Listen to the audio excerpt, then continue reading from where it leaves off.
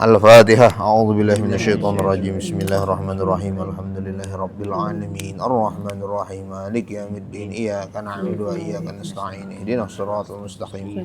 Siratal ladzina an'amta 'alaihim ghairil maghdubi 'alaihim waladdallin. Amin.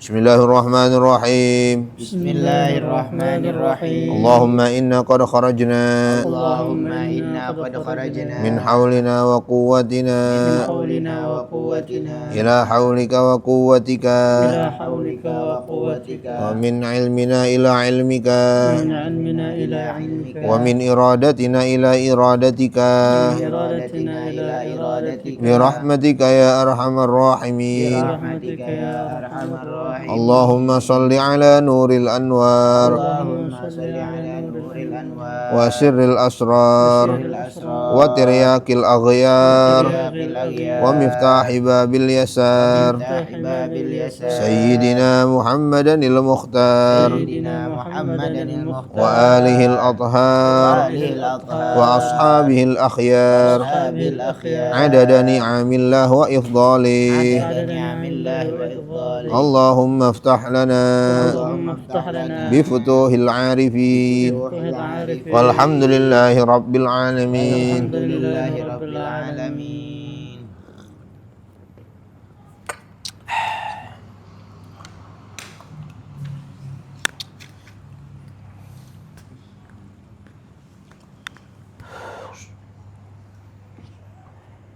Iya kan.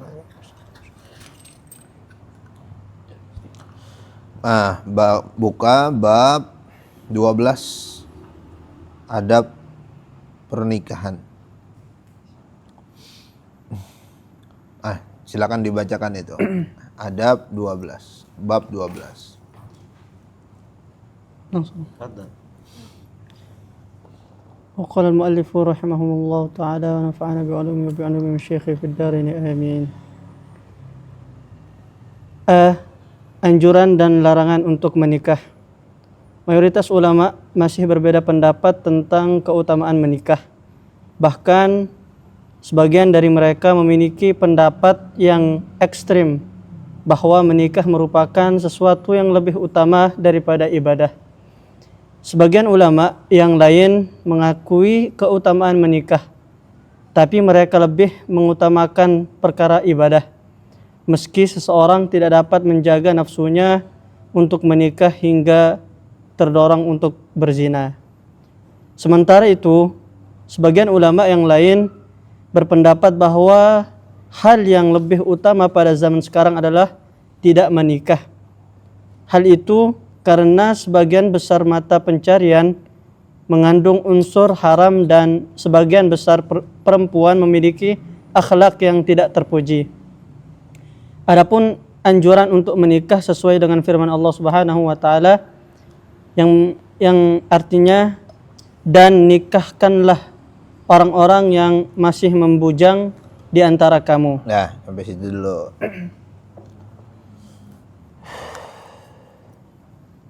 Bismillahirrahmanirrahim. Qala al-muallif rahimahullahu taala wa nafa'ana bihi wa bi'ulumihi fid dharain. Amin. Bab adab pernikahan. Sebagaimana yang sudah dijelaskan bahwa adab itu artinya adalah sesuatu yang tidak haram, tetapi lebih baik jangan dilakukan. Dia juga tidak wajib, tetapi lebih baik laksanakan. Itu namanya adab.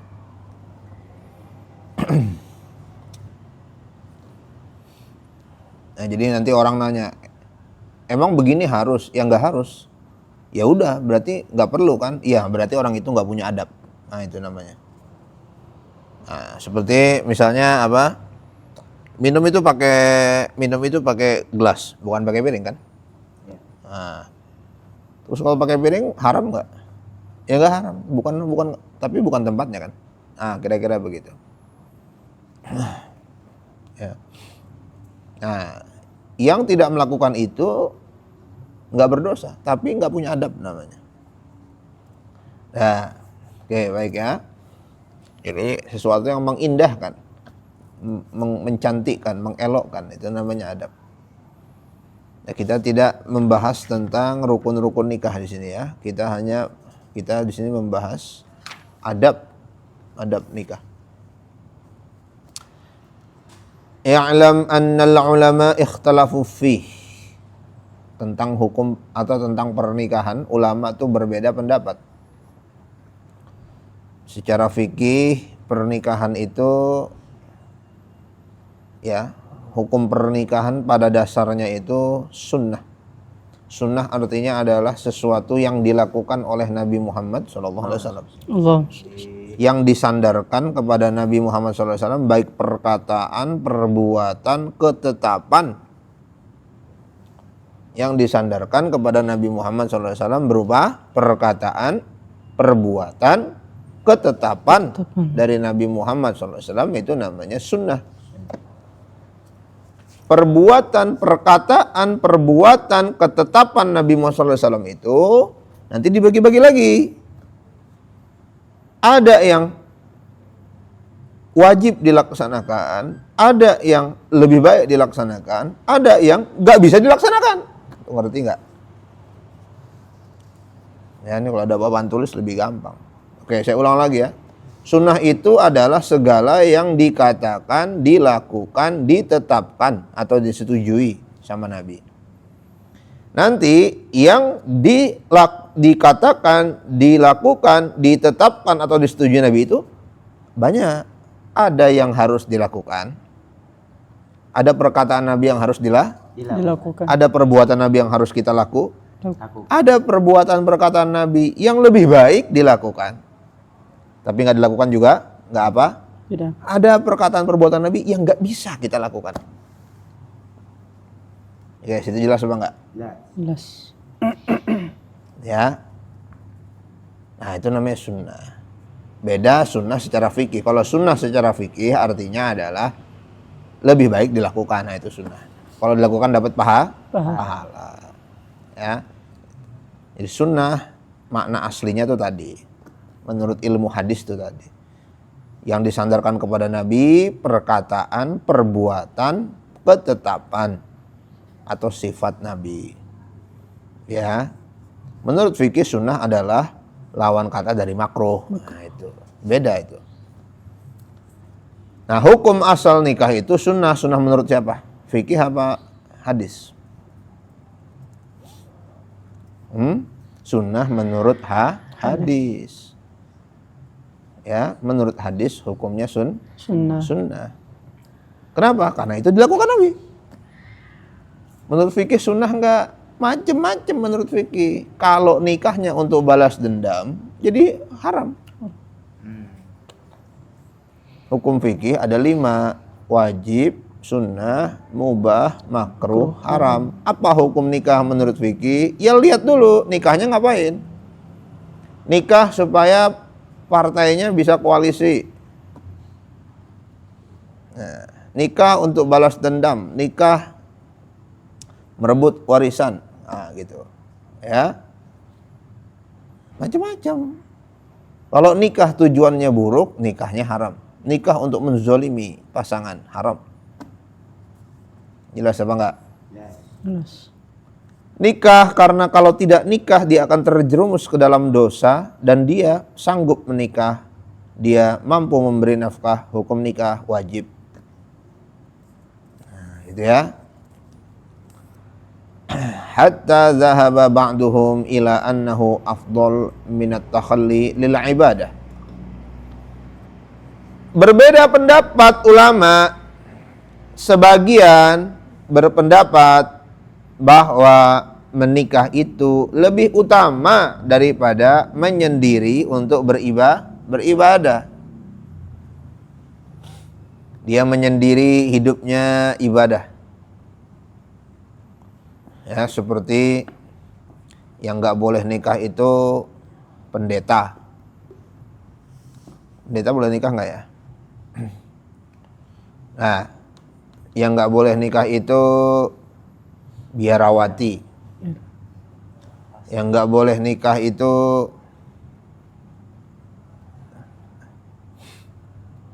biksu. Ya, itu nggak boleh nikah. Ngapain mereka? Ya ibadah. Versi mereka, gitu ya. Nah,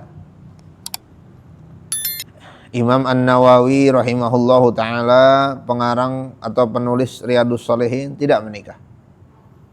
Enggak menikah. Umurnya 50 tahun dan tidak menikah sampai wafat. Kenapa? Takhalli lil ilmi wa lil ibadah. Menyendiri untuk ilmu dan untuk ibadah. Dan memang benar untuk ilmu dan ibadah. Ya. Itu. Tapi sebagian ulama di sini ada yang berpendapat bahwa menikah itu lebih utama, walaupun niat menyendirinya atau niat membujangnya adalah untuk ibadah. Nikah tetap lebih utama. Gitu ya. Wa'tarafa akharun bifadlihi. Yang lain mengakui nikah itu bagus. Walakin qaddamu alaihi at-takhalli ma lam tattaqi nafsahu ila an-nikah. Tetapi bagusnya itu kalau dengan tidak menikah itu, bagusnya itu kalau dengan menikah itu dia bisa menjaga dirinya. Kalau dengan menikah itu dia bisa menjaga dirinya, maka menikah lebih utama dari takhalli atau menyendiri. Kalau tanpa menikah dirinya itu bisa menjaga diri, tanpa menikah dia itu apa? Tanpa menikah dia itu tidak terjerumus ke dalam dosa. Tanpa menikah dia itu hidupnya aman-aman aja. Maka takhalli lebih utama daripada nikah. Takhalli lil ibadah ya. Membujang untuk ibadah itu lebih utama daripada nikah. Artinya nikah menjadi utama karena ada sebab. Kalau tadi nikah itu utama tanpa sebab, nikah lebih utama. Kalau ini nikah bisa utama kalau ada sebab. Sebabnya apa? Kalau tidak nikah maka berbahaya. Nah, gitu ya. Tapi kalau dengan tidak nikah, hidupnya sibuk beribadah, maka takhalli lebih baik daripada nikah. Gitu ya. Wa dhahaba ba'duhum ila anna al-afdal fi zamanina tarkuhu. Idh ghalabal aqsab mahzuratun wa akhlaqun nisa madhmumatun wa yadullu ala targhib fih. Dan sebagian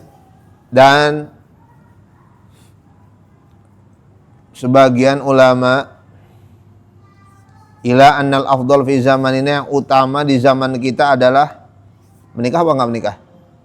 Di situ. Tidak menikah. Tidak menikah. Iya. Baik. Mudah-mudahan benar itu terjemahannya.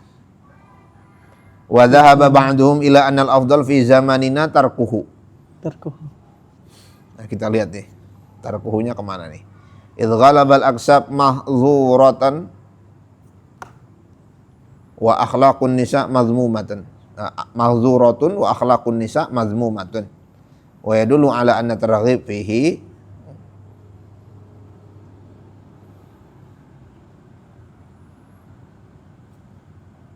Ya. Ya. Saya kira itu terjemahnya salah. Dan sebagian ulama berpendapat di zaman ini meninggalkan takhalli. Takhalli itu menyendiri untuk ibadah, tinggalkan. Nikahlah. Kenapa? Ghalabal aqsab mahzuratun wa akhlaqun nisa mazmumatun. Karena sekarang tuh orang menyendiri itu pergaulannya itu enggak jelas. Ya. Boleh. Kalau dulu orang menyendiri ngapain? Ibadah. Sekarang menyendiri, ya scrolling TikTok. Menyendiri joget tiba-tiba. Menyendiri viral tiba-tiba. Ya. Takhalli. Nah, itu. Jadi kalau di situ tidak menikah ya? Iya. Menurut saya menikah. Nanti kita lihat lagi. Soalnya hadis-hadisnya nunjukin nikah. Dan ayat-ayatnya nunjukin nikah. Nah, jadi untuk, kan tadi ya, coba di di baris-baris pertamanya, nikah itu utama kalau dengan menikah bisa menjaga diri. Menyendiri untuk beribadah bisa lebih utama kalau aman ketika menyendirinya. Tapi kalau tidak, lebih baik menikah. Di zaman sekarang, mampukah orang itu takhalli, menyendiri untuk beribadah? Nah, ya. Di mana orang mau menyendiri untuk ibadah? Dulu orang menyendiri untuk ibadah itu ya bener, terlepas dari dunia itu, lepas dari dunia, dia ke goa, banyak goa-goa yang orang tuh. Kalau sekarang goa di mana sekarang? Nggak ada. Goa sekarang jadi tempat rekreasi. Dulu orang ke gunung takhalli. Ulama-ulama tinggal di atas gunung, maka kuburannya di atas gunung semua. Coba lihat Wali Songo, Sunan Muria di atas. Ya sekarang ramai, dulu mah enggak. Ya. Tuh, Sunan Gunung Jati lihat di atas. Ya. Mereka ngapain ke sana? Ya menyendiri. Nanti ada murid datang bikin rumah satu, ada murid datang bikin rumah, lama-lama. Tadinya mereka nyendiri di sana, takhalli. Sekarang siapa yang mau takhalli? Nggak ada orang takhalli sekarang. Maka lebih baik nikah. Nah tuh, jadi beda ya dengan terjemahnya. Wa dulu ala targhib fi, dan menunjukkan kepada penganjuran dalam pernikahan fihi qauluhu ta'ala wa ankihul ayyama minkum dan nikahilah al ayyama artinya Orang-orang bujang. Masih membujang.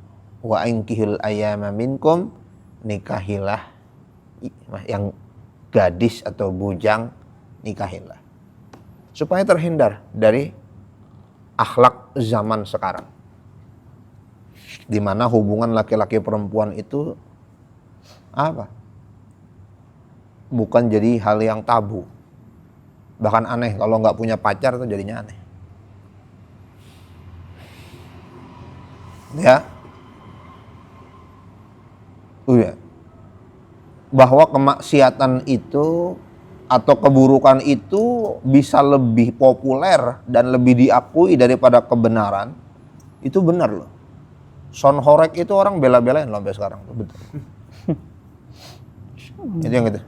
Itu ya. Goblok Promek 13 itu.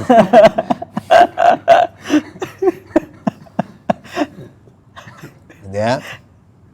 Sekarang udah Promek berapa sekarang sih? 16. Nah, udah 16 berarti. Ya kan, Bahsul Masail NU ngeluarin fatwa Son Horek haram, itu kan? Iya.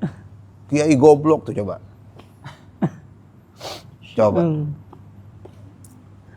Nah, orang komentar lagi, koruptor nggak haram. Ini siapa yang bilang koruptor nggak haram? Maling duit rakyat, lah jadi apa urusannya dengan maling duit rakyat? Gitu ya. Coba bayangin, untuk apa bikin son segede-gede gitu, genteng sampai jatuh, untuk apa itu? Di mana? Indahnya di mana? Oh, kita dengerin musik itu kan gimana? Sesuai kan frekuensinya kan? Manusia ada gelombang suara tertentu untuk bisa menikmati kan? Kalau terlalu kecil nggak kedengeran, terlalu gede kuping budek kan? Syekh Yusri pas lagi ngaji, rupanya di sebelah sono mungkin ada panggung, ada Son Horek atau apa. Lalu beliau jelaskan secara ilmiah. Masya Allah, beliau jelaskan secara ilmiah. Manusia kalau suaranya tuh dengerin musik tuh suaranya terlalu kenceng, seperti kita sering dengar konser, itu tuanya cepat budek. Ya. Ya nggak tahu, tinggal diteliti aja. Karena beliau dokter kan. Beliau dokter. Jadi beliau nggak terburu-buru untuk ngomong dari sisi agama. Beliau ngomong dari sisi kesehatan. Jangan sering-sering dengar suara tuh kenceng-kenceng. Cepet budeknya nanti. Nanti seumurku katanya sudah tuli. Ya, umur 70-an ya. 60 70. Itu. Nah. Bayangin. Jadi orang mempertahankan itu, bela-belain bahwa ini adalah budaya. Coba bayangin. Lah, kita aja sholawatan di masjid aja mulai ini kan. Mulai polemik kan. Polusi suara masjid kan. Ini sound horeg, coba bayangin. Oh itu masjid kenapa suaranya keluar gitu loh. Bahkan yang protes juga muslim. Dan itu sah-sah aja. Boleh, nggak apa-apa. Kenapa nggak azan aja yang keluar? Kenapa solawat harus keluar? Itu polusi. Nggak apa-apa, itu nggak apa-apa. Silakan didiskusiin itu. Karena sekarang banyak juga yang ya orang nggak tahu asal lagu Arab dinyanyiin aja dikira solawat kali. Ala Bali dinyanyiin aja padahal lagu cinta. Dikira solawat kali. Yang nyanyi aja orang Kristen, siren namanya. Ya kan? Dikira sholawat kali. Itu yang nyanyi orang Kristen, namanya siren, orang Arab. Orang Arab memang, cuman itu kan itu bukan sholawat. Anak-anak nyanyi di sini, ala Bali. Ya. Dan mentang-mentang yang apa? Yang cover di Indonesia yang biasa sholawatan kan dikira sholawat kali. Dikira orang Arab nggak punya lagu cinta apa? Nah, oh itu kenapa? Bagus. Jadi untuk apa? Untuk screening supaya yang keluar dari toa masjid itu yang benar-benar.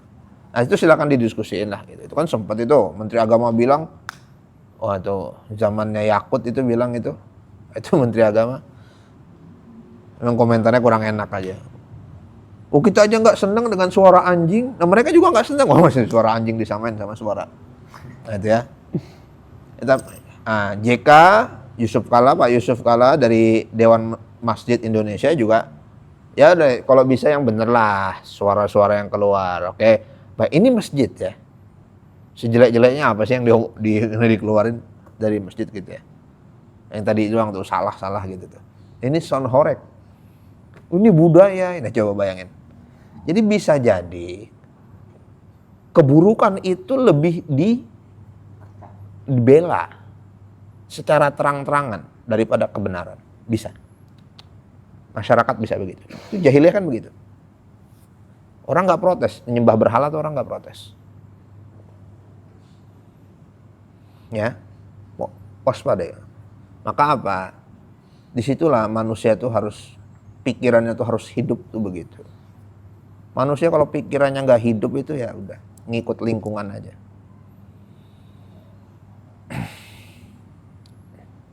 Ya. Nah. Jadi orang yang oh itu jangan suaranya keras. Itu bisa diserang itu yang ngomong begitu. Coba bayangin. Segitunya orang membela apa tuh? Kebodohan itu. Gitu ya. Manusia bisa mengetahui kebenaran dengan akalnya. Dengan otak kita bisa tahu kebenaran. Ini benar ini salah. Gitu ya, mumayyiz ya. Tapi apakah selalu manusia itu bisa mematuhi kebenaran yang dikatakan akalnya? Tidak. Ada dorongan nafsu, gitu kan? Yang membuat dia hilang akal, gitu kan? Orang kalau udah hilang akal, orang tahu ini hujan, gitu. Hujan malam, becek, tapi pacarnya bilang jemput aku dong, diterobos sama akalnya hilang kan? Ibunya aja minta jemput nggak dijemput, Gerimis mah naik ojek aja katanya begitu. Jadi akal manusia bisa kalah dengan apa? Nah, akal pada awalnya bisa mengetahui kebenaran. Tapi dia bisa kalah dengan apa? Dorongan Nafsu. syahwat, hawa, ya. Dah, maka itu Allah Subhanahu wa taala mengirimkan maka itu perlu eksternal. Eksternal itu orang lain yang ngingetin, teman yang waras. Otak di mana sih lo hujan begini? Pacar gua nih minta dijemput. Emang gak ada ojek apa? Nah, itu ya. Ya suruh tunggu dulu. Nah, itu ya. Nah, itu. Jadi temennya ngingetin, yang waras nih ngingetin. Oke, masyarakat harus apa? Kontrol sosial, social kontrol. Mengingatkan. Ada orang lain yang apa? Ingatkan. Tapi apa mungkin satu masyarakat semuanya jahiliyah semua? Mungkin nggak? Mungkin nggak? Mungkin lah. Udah tahu jalanan sempit, parkir aja depan rumahnya.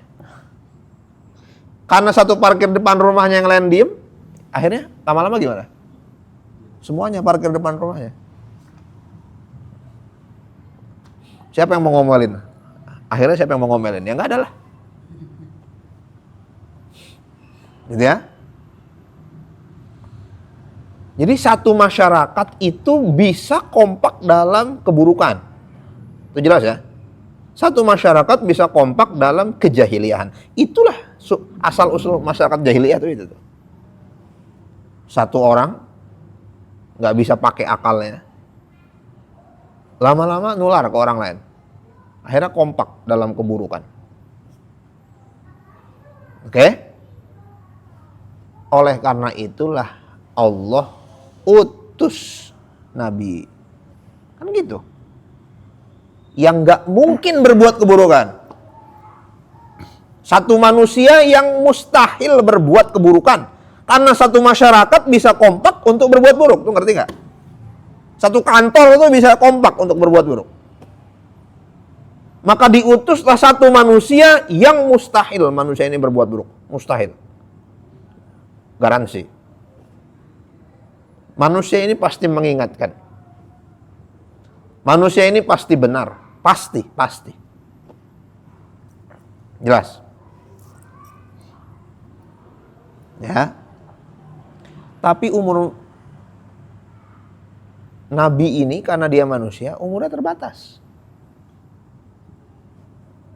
Jelas. 100 tahun, 150 tahun. Supaya lama bimbingan ini bertahan, Allah turunkan kitab suci. Baca tuh, nabinya meninggal, baca kitab sucinya. Gak mungkin kitab suci ini salah. Tapi kitab suci ini setelah Nabi meninggal, diapain? Hah? Kitab sucinya diapain? Kitab suci Injil, Zabur diapain? Modif. Ya. Maka langit turun tangan lagi. Tadinya udah benar masyarakat. Kambuh lagi. Langit turun tangan lagi. Turunin lagi Nabi lagi. Turunin lagi kitab suci lagi. Dibuatlah keputusan. Kenabian selesai. Kitab suci selesai. Maka diutuslah seorang nabi yang membawa kitab suci abadi, yang membawa bimbingan sampai hari kiamat. Nggak ada lagi kitab suci setelah ini. Karena satu masyarakat tuh bisa gila semua. Itu Sonhorek itu gila semua itu.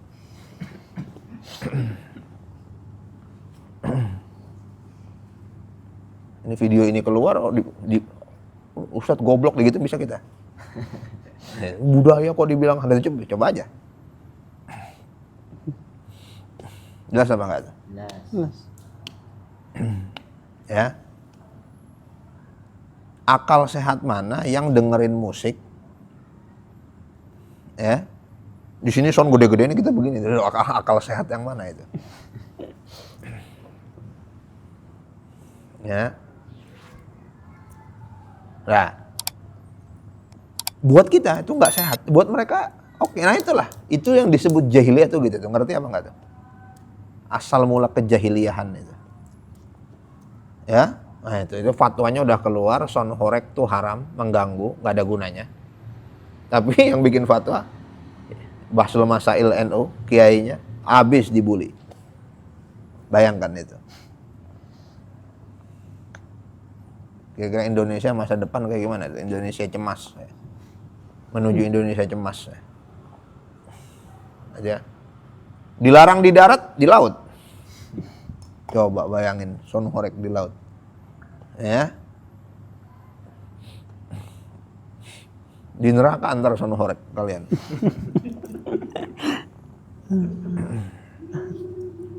Ya. Nah.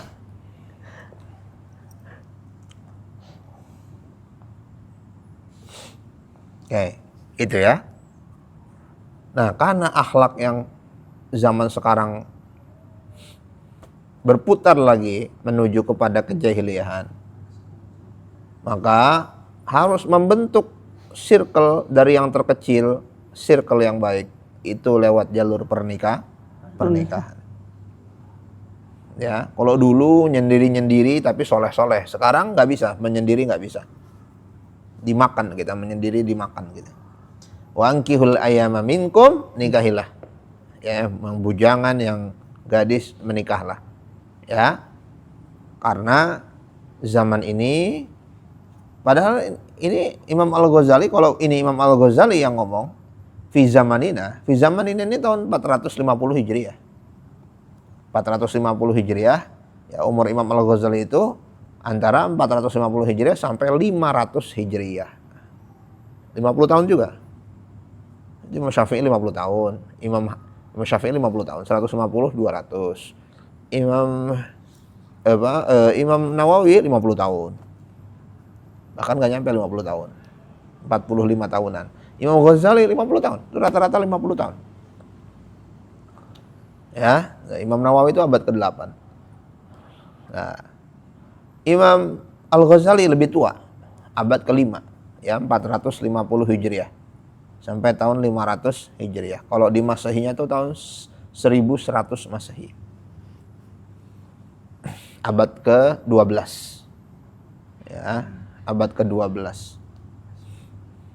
Abad ke-11, ketika perang salib. Ya. Perang salib, itulah, di era perang salib itulah Imam Ghazali lahir itu.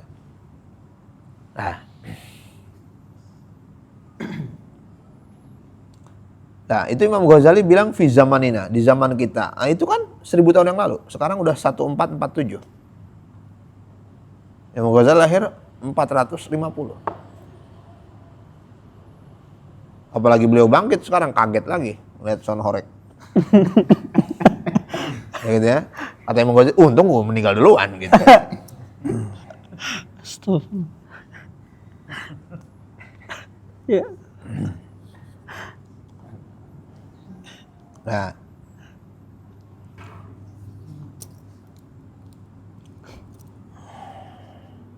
Ya, itu waspada. Itu penting gitu ya. Mengerikan itu. Jadi keburukan itu dibela sekampung, bayangin. Bayangin itu. Ya pergilah dari kampung itu, ngapain lagi di situ? Ya.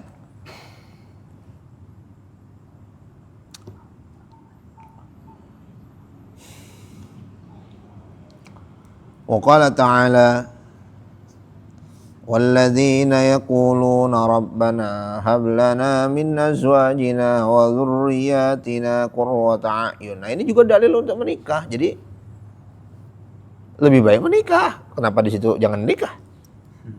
Orang lagi bab adab nikah kok. Jangan nikah. Gitu ya. Nah, itu fatal betul itu ya. Perbedaannya ya. Dan orang-orang yang mengatakan bermunajat berdoa Rabbana wahai Rabb kami hablana anugerahilah kami min azwajina dari pasangan-pasangan kami wa dzurriyyatina dan keturunan kami qurrata a'yun. Qurrata a'yun itu artinya apa? Pelipur jiwa, pelipur hati. Ya. Pasangan, istri, suami atau keturunan, anak, cucu yang membuat orang tuanya, pasangannya menangis karena bahagia. Nah, itulah qurrata a'yun. Kita bahagia, saking bahagianya itu nangis. Ada juga orang tua yang nangis, gedek sama anaknya itu, saking dablek anaknya itu pengen nangis, kan macam-macam nangis kan. Ya, orang tuanya tidur, tahu-tahu kok rapih semua. Siapa yang beresin? Oh, kakak yang beresin. Nangis kita. Kok bisa? Ya. Iya, katanya tadi mami capek, jadi aku beresin. Menangis karena kesolehan anak, kebaikan anak. Gitu ya. Ada juga ngapal lagi lo, tangkap polisi lagi tuh. Nangis juga sama kan begitu. Ya. Nah. Lu lagi. Kemarin ayam orang lu ambil. Ya. Sekarang motor orang lu ambil. Capek, mak capek. Nah itu ya. Ada juga yang begitu. Nah qurrata a'yun ini ya. Qurrata a'yun ini sederhana tadi. Anak ini soleh, anak ini berusaha untuk tidak memberatkan orang tuanya. Sadari ini. Selama kita masih jadi anak, kita itu beban orang tua itu. Lu masih kuliah, masih di rumah, masih diongkosin. Itu sesayang-sayangnya orang tua. Tuh orang tua memang sayang sama kita. Sadarilah, kita tuh beban orang tua, beban hidup orang tua. Tuh kalau orang tuanya berdoa, ya Allah, angkatlah beban dari hidupku ini. Itu orang anaknya hilang. Beban orang tua terbesar tuh anak. Ngerti nggak tuh? Jadi nggak usah bandel deh. Baik aja tuh beban, ngerti nggak? Anak tuh ya kita nih anaknya. Nggak usah jadi bandel. Bener aja, beban. Sekolah pinter, bayaran nggak? Beban tuh, pinter aja beban, ngerti nggak?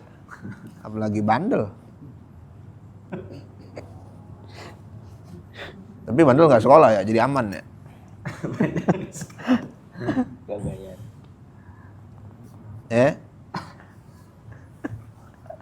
Sadarin itu.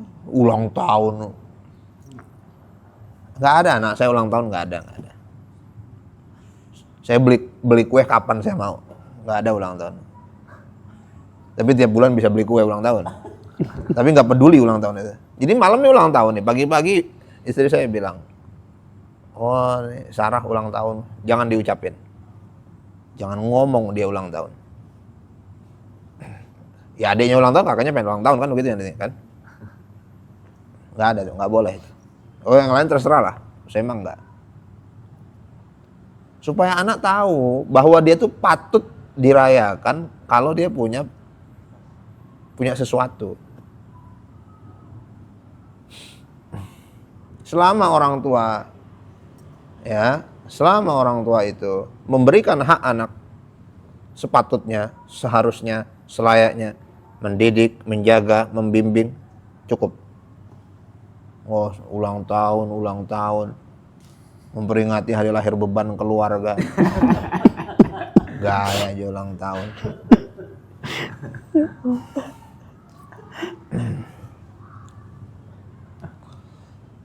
Kayak gitu ya. Nah maksudnya jangan apa? Ya kalau tasyakur beda ya. Misalnya kita mau tasyakur nih. Kita mau tasyakur. Nih, karena Nabi juga di hari lahirnya puasa. Memperingati hari kelahiran. Nabi berpuasa. Kenapa engkau berpuasa hari Senin? Zalikal yaum wulidtu fi. Zalikal yaum wulidtu fi. Itu hari di mana aku dilahirkan, berpuasa Nabi. Dan Nabi SAW bersyukur dilahirkan. Bukan untuk mengistimewakan diri, ngerti nggak? Tapi cara berpikir kita kan ulang tahun tuh apa? Gue nih istimewa, lo kapan istimewa? Lu beban keluarga lo. Gitu ya. Jadi ulang tahun keep bersyukur kepada Allah, ya. Bersyukur kepada Allah, berdoa supaya apa? Jadi orang yang manfaat. Gitu. Lo mau bagi-bagi makanan bagus. Jadi apa? Ininya, mindsetnya, ya. Bukan untuk mengistimewakan emang siapa? Ente kudu diingat-ingat tuh ente siapa? Kita nih kudu diingat-ingat emang itu siapa? Ya? Tulis di kertas. Apa hal yang membuat orang tuh harus ingat kita? Tulis di kertas. Seharus itu kita untuk diingat orang. Coba tulis. Apa jasa kita? Nah, begitu pulpen dipegang, kertas di depan 1 jam mikir nggak ada yang keluar. Ya udah, nggak usah ulang tahun, ngapain? Tapi kalaupun mengingat itu ya bersyukur aja udah. Lo bagi-bagi makanan bagus. Oh setiap-tiap lilin apa tiap-tiap lilin? Oh nunggu jam 12 lagi apa itu nunggu jam 12? Ya. Nah, itu saya gitu ya. Enggak itu. Sisanya terserah lah gitu ya. Nah, jadi mindsetnya mengingat hari kelahiran, Nabi melakukan itu dengan berpuasa. Dia bersyukur kepada Allah, introspeksi diri, gitu ya. Nah,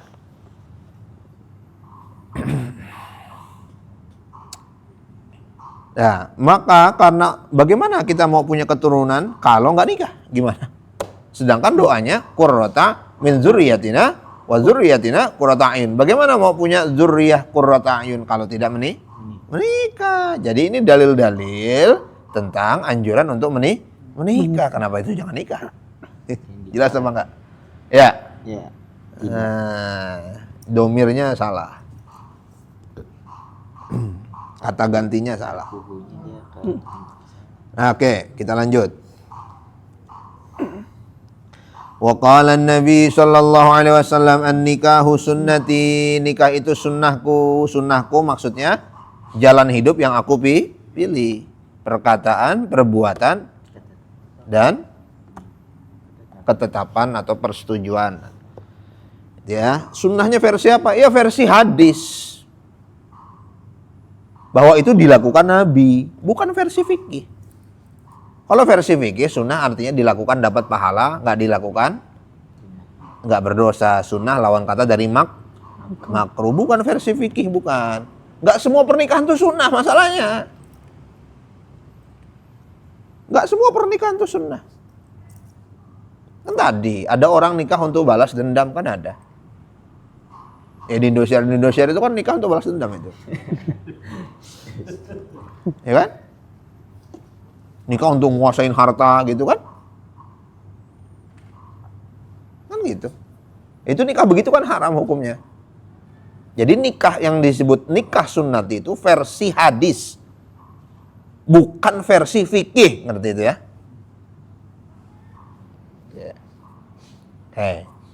Paham gak tuh? Nyambung gak tuh? Versi hadis bukan versi fikih.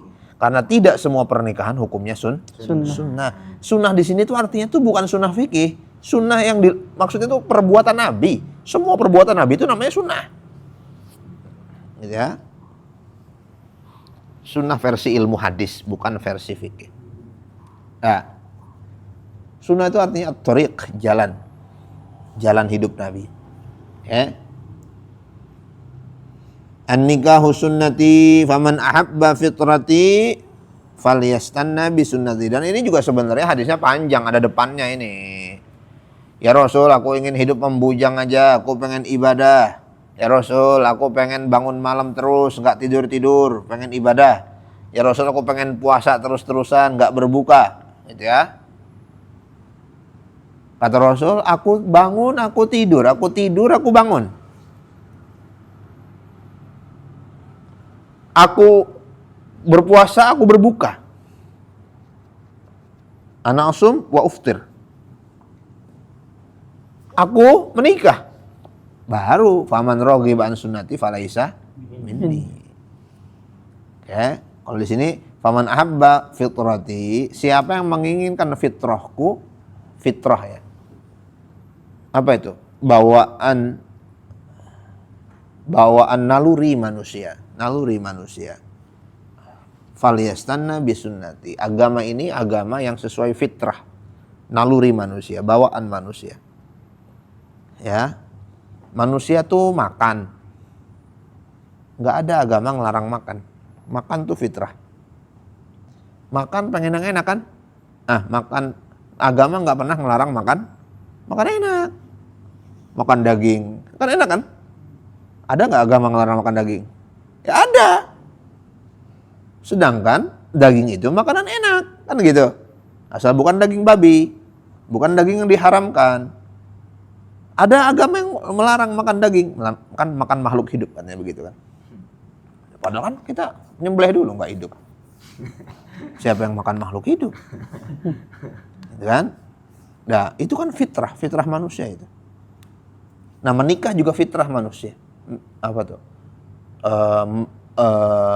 Menyalurkan emosi, menyalurkan rasa sayang, menyalurkan hasrat ya biologis. Itu ya. Kecuali tadi orang itu apa? Orang itu udah nggak bisa diganggu gugat dengan kegiatannya untuk ilmu dan ibadah seperti Imam Nawawi tadi. Nggak bisa diganggu gugat udah. Ya, istrinya itu ya adalah kitabnya. Nah itu. Faman ahabba fitrati falyastanna bisunnati. Ya. Ini sempat saya ngobrol-ngobrol sedikit sama dosen psikologi ya. Ya tapi belum ketemu lah ujungnya di mana ya. Jadi manusia itu membutuhkan sesuatu untuk mengeluarkan hormon kepuasan itu kan. Itu yang hormon kepuasan itu yang kita sebut klimaks tadi. Nah, saya nggak tahu istilah-istilah yang tepatnya itu apa tuh, saya nggak tahu. Ya. Jadi orang itu kalau berhasil melakukan sesuatu, puas kan rasanya kan. Ketika puas dia pengen lagi. Ya. Orang yang misalnya dia sering ikut lomba dan menang. Itu keluar hormon kepuasan dan dia pengen ikut lagi, lomba lagi. Dia cari kompetisi lagi. Begitu kan? Ada hormon kepuasan. Orang kalau punya tugas dia selesaikan ya dengan hasil usahanya sendiri. Hasil perjuangannya sendiri. Keluarlah hormon kepuasan itu kan. Saya nggak tahu namanya apa endorfin apa saya nggak tahu. Dan itu membuat dia ketagihan pengen menyelesaikan itu. Seterusnya. Dan setiap orang punya itu. Apa tuh? Penyaluran itu. Akhirnya saya bilang, apa mungkin misalnya seperti Imam An-Nawawi rahimahullahu ta'ala yang tidak menikah itu, ya klimaksnya itu ya ngarang kitab selesai klimaks puas. Dan membuat pengen nulis lagi. Sehingga nggak ada kepuasan untuk punya apa-apa tuh nggak ada termasuk menikah. Kepuasannya tuh nggak di situ memang. Gitu ya. Kepuasannya bukan di situ. Dan ketika mengarang kitab selesai itu sudah membuat puas, udah puas. Udah nggak pengen apa-apa lagi udah. Gitu ya. Nah, itu obrolan lah. Sementara kita, karena kita nggak jelas apa sih kita nih. Kita harus menyalurkan hormon kepuasan kita tuh kemana? Kita nggak jelas coba. Kemana coba? Ya, nggak ada satu hal yang benar-benar kita tuh apa tuh? Ya, benar-benar di situ di bidang itu sehingga semua tertumpah ke situ, nggak ada, kita tuh nggak ada. Ya udah nikah aja udah, makanya udah. Gitu ya, nggak ada udah. Yang begitu menguras pikiran, tenaga, waktu, perasaan, yang begitu itu selesai dilaksanakan, puaslah dia, klimakslah dia. Nggak ada, udah nikah aja udah. Banyak pikiran kalau nikah udah kan.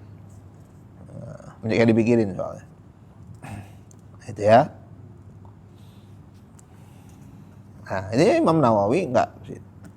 Kitabnya Imam Nawawi itu 2 keledai nggak sanggup bawa saking banyaknya. 2 keledai bisa bawa barang berkuintal-kuintal. Berkilo-kilo. Nah. Nah itu. Beda sama Nabi. Kalau Nabi itu memang diperintahkan untuk menikah. Nabi menikah bukan karena ingin menikah, tetapi karena diperintahkan untuk menikah. Wahyu dari Allah. Kalau bukan wahyu dari Allah, yang dinikahin bukan janda miskin. Ya, bukan janda miskin, apalagi. Ya mohon maaf, tidak cantik. Yang cantik Sofiyah binti Huyai, Khadijah, Aisyah. Yang cantik-cantik. Karena janda umurnya 50 ke atas. Kalau bukan wahyu nggak bakal nikah. Apa untungnya? Ya. Nah.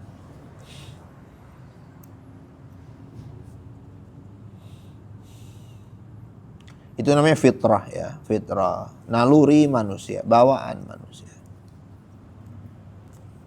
Fitrah manusia, manusia butuh Tuhan. Semua manusia mencari Tuhan. Mencari sesuatu untuk dia patuhi, dia taati. Dalam tanda kutip dia sembah. Untuk benar-benar dicintai, untuk dia ngadu, untuk dia dekati, untuk dia curhat. Itu fitrah manusia kan. Untuk jadi pegangan hidup, itu kan fitrah manusia. Semua manusia di dunia ini mencari Tuhan. Sampai yang ateis-ateis itu punya Tuhan. Siapa Tuhan ateis itu? Rasionalitas. Tuhannya itu rasionalitas. Ya, Tuhannya itu materialisme, hedonisme, yang penting gua senang. Itu kan Tuhannya itu. Tujuan hidupnya ngapain? Yang penting gua senang. Atau tujuan hidupnya itu Tuhannya itu. Ilah. Ya.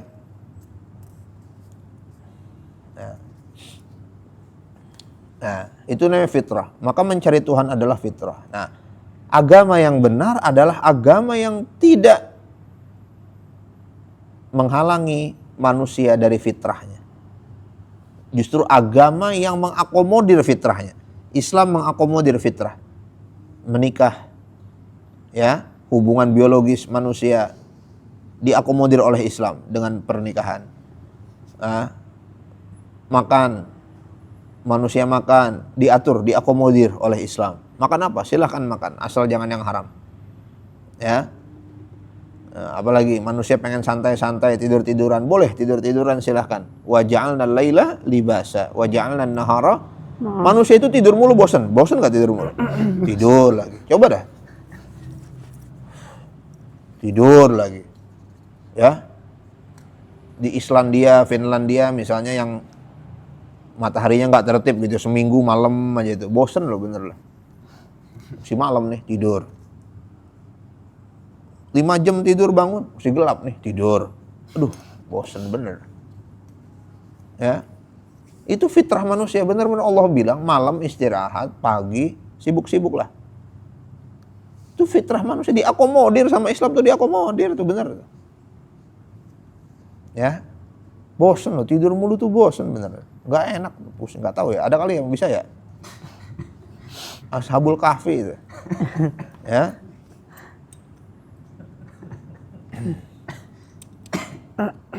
Sebanyak-banyak duitnya orang tidur mulu bosan beneran dah. Kan ada juga orang yang tidur dibayar kan ya. Ya Rosid ya. Bikin konten dah tidur dah. Di TikTok 3 jam. Siapa itu ada yang bayar ntar.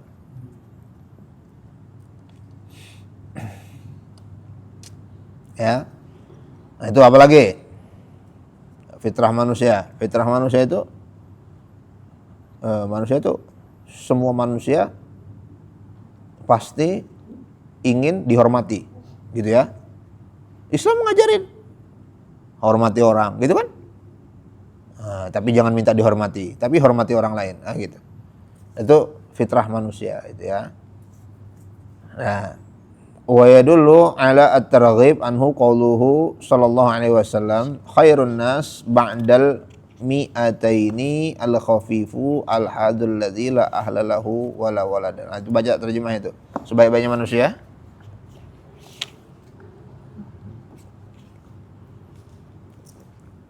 Manusia yang terbaik setelah 200 tahun adalah orang yang ringan bebannya, dengan tidak beristri dan tidak beranak.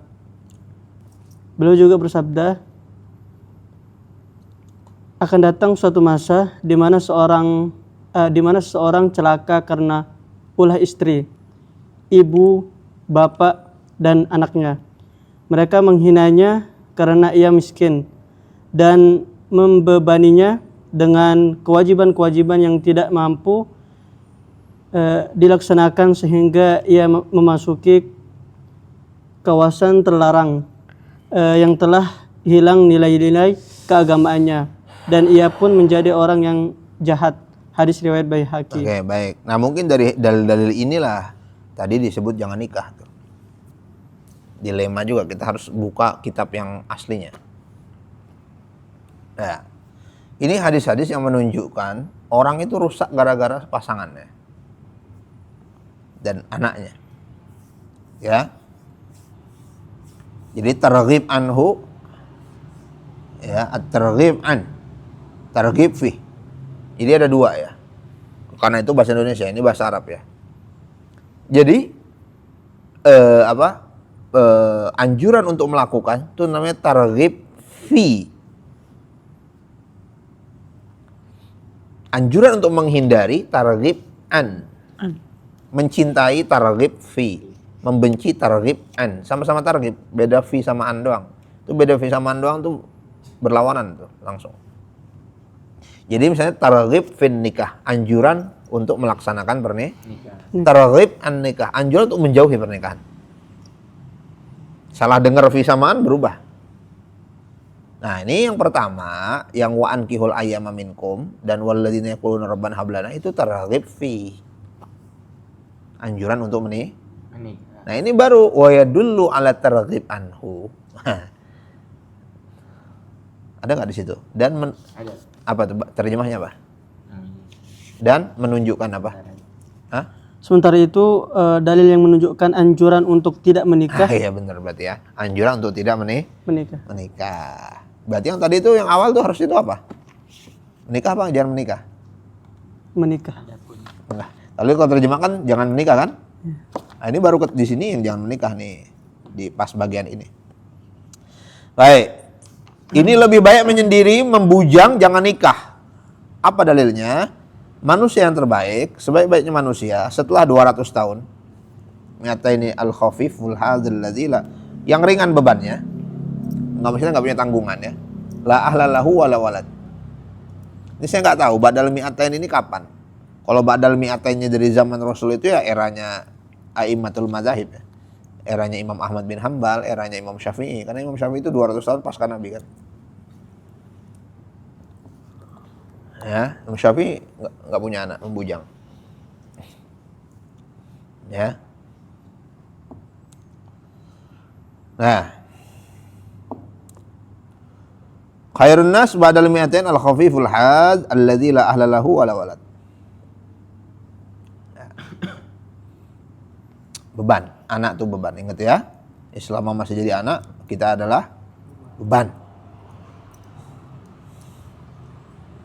Ketika sudah terjadi anak, beban ya. Cuman beban-beban keluarga, beban negara. Meningkat prestasinya nasional. Ya, dari beban lokal jadi beban nasional gitu.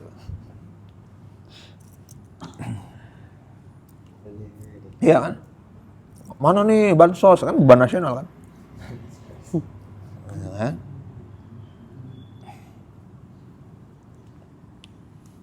Ya.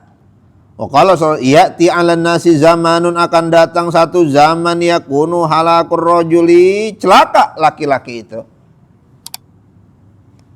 Binasa laki-laki itu gara-gara istrinya. Wa abawaihi, dan Bapak Ibu. ayah. Bisa mertua juga. Wa waladihi, dan anak-anaknya. Yu'ayyirunahu bil faqri, apa itu? Mereka menghinanya karena ia miskin. Menghina karena miskin, berarti mertuanya. Menelanjanginya karena miskin. Ya. Wa yukallifunahu, membebani dirinya, mala yutik. Aku mau ke ini nih, mau keliling Eropa. Ke Brussels, ke Rusia, ke Jerman, ke Paris. Tolong dong, telepon KBRI di sana. Antar jemput. Jelas apa enggak tuh? Enggak ada itu, enggak ada di sini, enggak ada.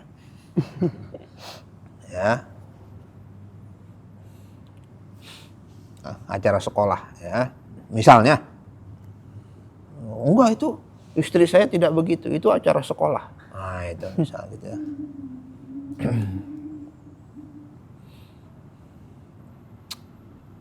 Ya. Bapak kan menteri, papa kan menteri. Kita mau jalan-jalan nih, malah yutik. Dia nggak sanggup, dipaksa-paksain. Itu beban yang dia nggak sanggup, paksa-paksain.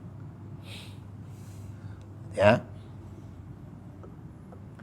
pusing kepala, suaminya pecah. Maka yang mati duluan yang laki-laki itu begitu. Cek aja tuh.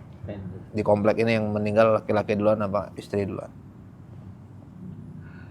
Karena tadi ya, satu dihina, kalau miskin dihina gitu kan. Kemudian dibebani dengan beban-beban yang dia nggak sama, mati duluan kebanyakan. Ya, karena istrinya cerewet itu tadi, sama mertuanya cerewet, itu mati duluan jadinya. Ya.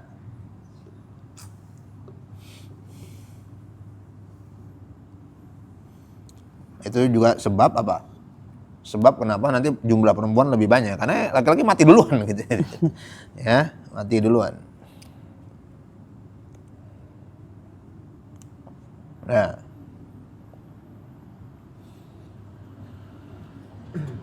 Nggak sanggup suaminya beliin tas, maksa pengen beli tas baru gitu ya. Nggak sanggup suaminya beliin mobil, maksa pengen nyicil mobil, puyeng kepala suaminya. Nggak sanggup suaminya beliin rumah, beliin villa, maksa beliin villa, beliin rumah baru. Gitu ya. Papa kan anggota dewan. Masa kita nggak punya Palisade yang baru gitu. Ya.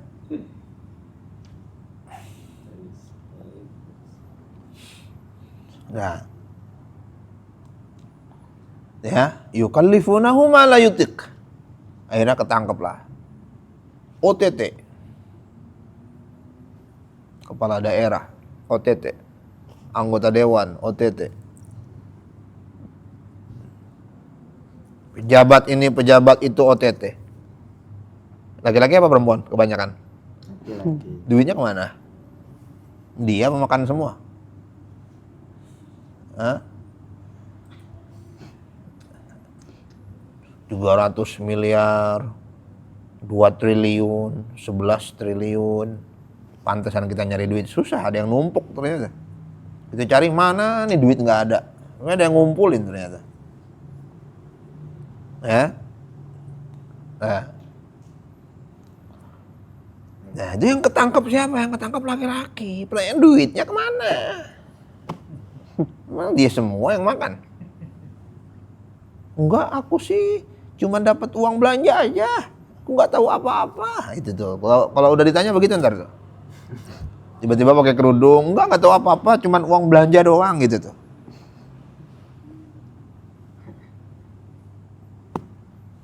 Ya. Jadi ini ya, calon orang-orang kaya, calon suami-suami kaya. Ya, Azam ya. Iya nggak? Azam calonnya ada nggak? Udah calonnya belum? Azam.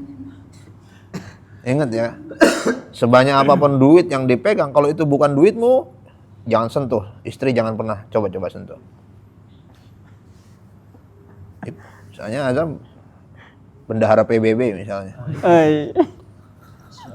Brazil store, Yugoslavia store, Rusia store, kan bendahara kan? Bendahara PBB, nagih-nagihin duit. Rusia, duit pas bulanan. Kirim rubel. Cina store, bendahara PBB lo jabatannya lo, bendahara PBB. Bukan bendahara arisan komplek, bendahara PBB. Istri ngeliat tuh, banyak amat nih duit. Jangan sentuh kalau bukan duit pribadi. Ini bencana ini dimulai pertama gara-gara istri pengen megang semua duit suami, itu tuh bencana pertama itu. Udah dibilangin, ala wa inna likulli malikin hima. Setiap raja punya batasan. Jangan berdiri di batasan itu. Batasan harta itu adalah kalau istri pengen ngambil atau menguasai atau memegang semua harta suami, itu berarti udah nyampe di batasan. Jangan. Karena di luar itu udah bukan haknya suami. Nanti dia pengen ambil juga. Misalnya suami gajinya 10 juta. Sini 10 jutanya semua, kamu uang bensin aja. Waduh. Di sana digaji, di rumah digaji juga. Suaminya 2 kali digaji. Di sana digaji sama bosnya, di sini digaji sama istrinya. Aduh, pusing deh tuh suami. Ya, mati duluan tuh makanya tuh suami begitu tuh. Ya. Orang mau budak mah satu tempat aja, budak korporat doang, budak korporat, budak istri. Ya. Nah, semua diambil, itu sudah sampai batasannya, seluruh duitnya diambil. Nanti dia pegang duit orang tuh si suami, itu si istri jadi mau lagi tuh. Udah dibilangin, nafkah itu sebagian. Ya, kasih sebaik-baiknya nafkah untuk istri. Untuk belanjanya, untuk pribadinya kasih, untuk dandan, untuk apa, jajan, untuk apa. Ya, perlu motor beliin motor. Oh, perlu mobil ya beliin mobil kalau memang mampu beli mobil. Ya, perlu baju beliin baju. Selain uang belanja harian. Gitu ya. Nah, itu. Oke, kalau istri mau ikut campur seluruh urusan duit suami, negara hancur tuh, negara hancur. Hancur negara ini. Bagus tuh, Prabowo bagus tuh, nggak punya istri, bagus. Iya, bagus. Nih, hadisnya ini, dalilnya ini. Beban itu. Beban. Ya. Udah jelas efisien, karena nggak ada pengawal ibu negara. Udah jelas efisien. Pengawal ibu negara berapa? Mahal kan? Udah jelas efisien udah. Ya. Tuh. Nah, jadi jangan tahu. Suaminya gubernur, tuh duitnya banyak tuh kan. Udah merem, gak usah tahu lah kau. Bukan urusanmu ini. Urusanmu nih, anak-anak sekolah. Nih, belanja. Nih gaji pembantu nih. Ini jajanmu nih, jajan. Nah, ini jangan tahu nih, bukan urusanmu.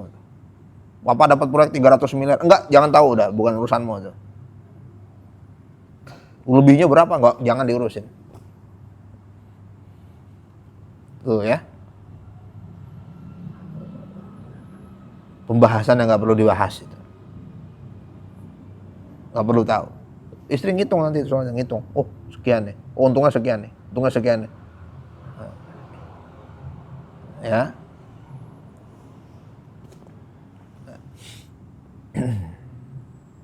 Nah,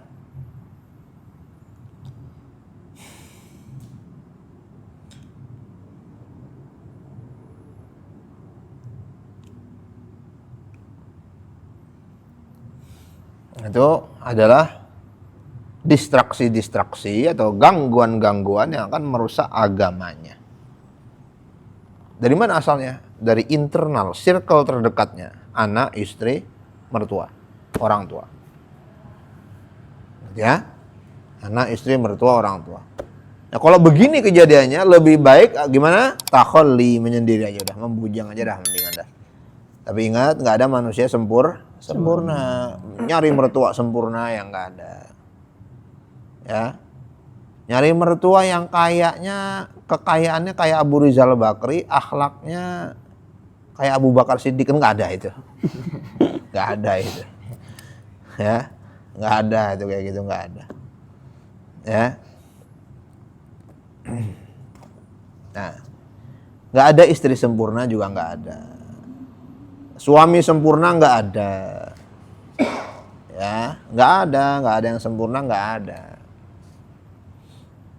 Jadi jangan menuntut kesempurnaan. Oke, cukup. Wallahu a'lam. Nah, ada pertanyaan nggak? Silakan. Dikit Ustaz. Ya. Dari bawah. Bismillahirrahmanirrahim. Ada dua Ustaz. Yang pertama, ini di sini ada keterangan yang nggak tahu di kitab aslinya ada atau enggak. Yang tadi sebelum masuk ke dalil anjuran menikah. Hal itu karena sebagian besar mata pencarian mengandung unsur haram. Nah, kemudian Ada itu ya? iya Ustaz. Pertanyaannya adalah sekarang kan orang nyari duit bermacam-macam banget caranya gitu. Dan banyak konten-konten yang unsur-unsur pornografi dan lain sebagainya, atau mungkin nggak sampai pornografi lah, joget-joget di TikTok dan sebagainya yang memperlihatkan atau bentuk tubuh dan lain sebagainya, kemudian dapat uang dari situ.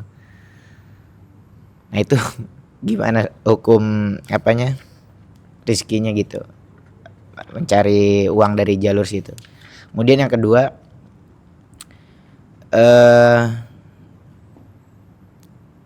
kan kita diciptakan berpasang-pasangan gitu ya Ustaz. Ada satu, saya pernah lihat statement daripada Rocky Gerung bahwa kalau misalnya kita berpasang-pasangan kemudian ada yang poligami, nah itu secara jumlah berarti ada yang berkurang gitu. Nah itu kita memaknai setiap manusia diciptakan berpasangan tuh, atau setiap makhluk hidup diciptakan berpasangan tuh seperti apa? Syukur. Oke, baik. Prinsipnya sumber income yang berasal dari sumber yang haram, maka income-nya haram. Tinggal nanti yang didiskusikan apakah yang tadi disebut itu haram apa tidak. Ya. Prinsipnya jelas. Income yang berasal dari sumber yang haram, maka dia adalah income yang haram. Mau dia profesional kayak nyolong kan profesional kan? Kayak di film-film barat yang ngebobol bank, ngonoin berangkas kan profesional. Jadi profesional, cuman itu ya bidangnya haram, maka income-nya juga haram. Ya. Mengumbar aurat ya haram. Di depan publik haram. Dari situ dia dapat apa? Dia dapat income, ya haram lah. Cuman batasan-batasan yang tadi disebutkan masih ambigu. Ya. Jogetnya tuh kayak gimana kita nggak ngerti. Tapi prinsipnya begitu. Ya, di bawah yang haram ada adab. Memang ini nggak haram, cuman bodoh aja gitu. Makanya sekarang itu kan disebutnya kan attention ya, game of attention. Jadi sekarang nyari duit itu lewat mana? Lewat bola mata tuh, mata kita. Mata kita tuh suruh ngeliat apa? Suruh ngeliat HP. duit itu masuk tuh, masuk duit kan kuota kan, masuk duit. Ya. Traffic, ya, attention. Jadi uang itu sekarang dari mana yang paling banyak? Attention. Maka orang yang penting viral karena attention, atensi. Itulah, maka orang berebut bikin konten, apapun kontennya, untuk mendatangkan atensi, perhatian orang. Bisnis bola mata sekarang kan. Jadi Anda jual bola mata Anda tuh ke orang.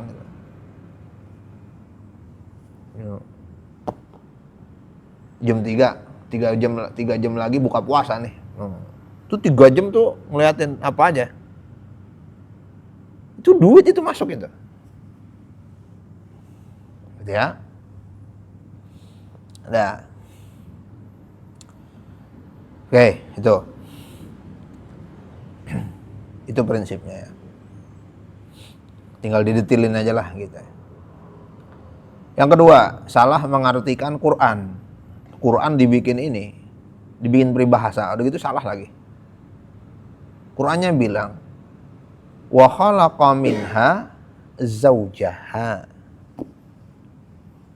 Dan Allah menciptakan, itu kata-katanya juga aneh tuh. Dari segi nahwu tuh aneh. Wa khalaqa, dan menciptakan, minha, darinya. Nyanya tuh perempuan lagi, muannas. Zaujaha, pasangannya. Zauj, suami. Zauj, pasangan laki-laki. Zaujun, kalau perempuan zaujatun. Dan menciptakan dari perempuan itu pasangan laki-laki. Itu berarti laki-laki diciptain dari perempuan. Karena domirnya begitu. Harusnya wa khalaqa minhu zaujatuhu. Kan ini kan yang dimaksudkan Nabi Adam itu, dari tulang rusuk Nabi Adam diciptakan Hawa kan. Domirnya nggak bilang begitu. Oke, itu tafsirnya ya. Dinamika tafsir lah itu. Nah, artinya adalah Allah menciptakan dari laki-laki itu. Yang dimaksud di situ adalah Nabi Adam alaihissalam, pasangannya. Itu konteksnya itu Nabi Adam alaihissalam diciptakan pasangan. Nabi Adam alaihissalam diciptakan pasangannya. Wa batsa minhuma rijalan katsiran wa nisaa. Dari Nabi Adam ini berkembang biaklah manusia, laki-laki dan perempuan. Lalu berubah itu jadi peribahasa. Manusia diciptakan berpasang-pasangan. Yang mana itu manusia diciptakan berpasang-pasangan? Yang mana? Mungkin dari yang ini guys, yang wa khalaqnakum azwaja, yang anaba. Oh, wa khalaqnakum Azwaja. Dan kami menciptakan kalian Berpasang-pasangan. Oh iya benar. Kalau itu benar. Kalau dalil yang itu dipakai benar. Wa khalaqna minkum azwajan. Wa khalaqna minkum azwajan itu juga bagian dari tafsir ayah bil ayah namanya. Tafsir ayat dengan ayat yang berkaitan dengan surat yang tadi. Itu yang tadi apa? Ar-Rum.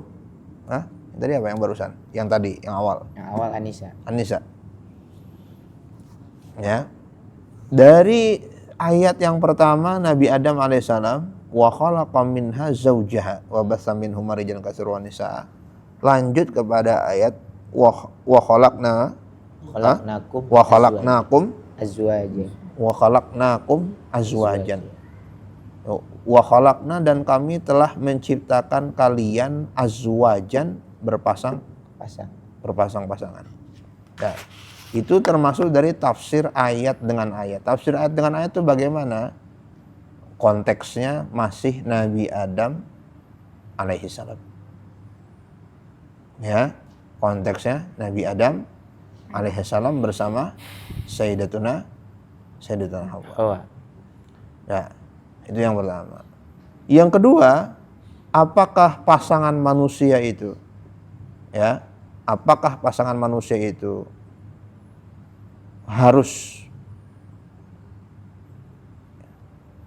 harus menikah. Apakah manusia itu memasangkan hidupnya itu, melengkapi hidupnya itu harus dengan menikah? Karena nanti seperti kasus para ulama-ulama yang tidak menikah dan dia hidupnya itu cemerlang. Berarti dia pasangannya dengan apa? Bukan dengan pernikahan. Ada sesuatu yang membuat klimaks, membuat kepuasan, puncak kepuasan. Dan itu bukan pernikahan. Apa itu? Pencapaian di bidang ilmu. Pasangannya itu. Pencapaian di bidang ilmu, achievement, pencapaian pribadi. Nah, jadi yang disebut dengan pasangan itu perlu penjelasan. Apakah itu berbentuk manusia, itu istri, atau itu tidak selalu. Nah, itu yang repot karena ketika jadi peribahasa. Setiap manusia dijadikan berpasang-pasangan, diikat jadinya itu kan. Jadi harus berpasangan, laki-laki perempuan gitu. Emang nggak boleh lah laki-laki sama laki-laki nggak boleh lah memang lah. Tapi begitu jadiin peribahasa, manusia diciptakan berpasang-pasangan, diikat jadinya. Oh, manusia harus nikah jadinya. Siapa yang bilang manusia harus nikah? Siapa yang bilang? Nggak harus nikah. Ya, itu nih, ada pernikahan yang haram, ada pernikahan yang makruh. Nah, itu menjadi masalah ketika dibuat peribahasa. Sejak kapan itu jadi peribahasa?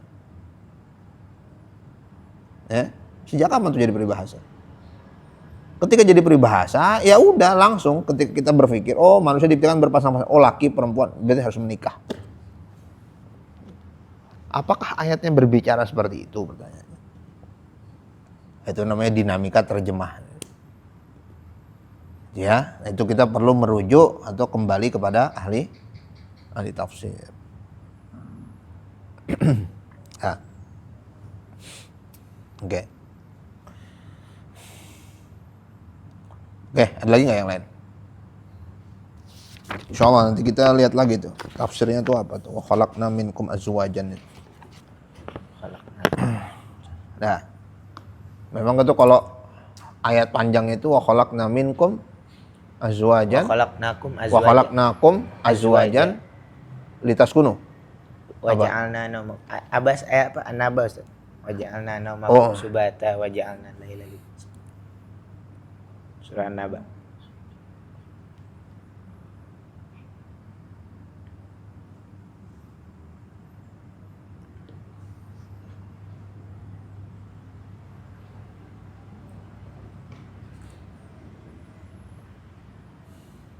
Nah, ingetin saya tuh. Nanti kita bahas tuh. Ya. Nah. Oke. Cukup. Oke, cukup kalau gitu ya. Insyaallah itu minggu depan insyaallah kita bahas itu tafsir itu wa khalaqnakum azwajan itu. Ya, kaitannya dengan pernikahan insyaallah. Mudah-mudahan kita mendapat ilmu yang bermanfaat, niat yang ikhlas, akhlak yang baik, kehidupan orang-orang yang soleh. Wafat dalam keadaan husnul khatimah. Amin. Dilapangkan rezekinya luas hal dan barakah. Amin. Yang sakit di antara kita Allah angkat penyakitnya. Amin. Al-Fatihah. A'udzubillahi minasyaitonir rajim. Bismillahirrahmanirrahim. Alhamdulillahirabbil alamin. Arrahmanirrahim. Maliki yaumiddin. Iyyaka na'budu wa iyyaka nasta'in. Shiratal ladzina an'amta 'alaihim ghairil maghdubi 'alaihim waladdallin. Sallallahu ala sayyidina Muhammadin wa ala alihi wasallam. Subhanakallahumma bihamdika asyhadu an la ilaha illa anta astaghfiruka wa atubu ilaik. Assalamualaikum warahmatullahi wabarakatuh. Waalaikumsalam warahmatullahi wabarakatuh.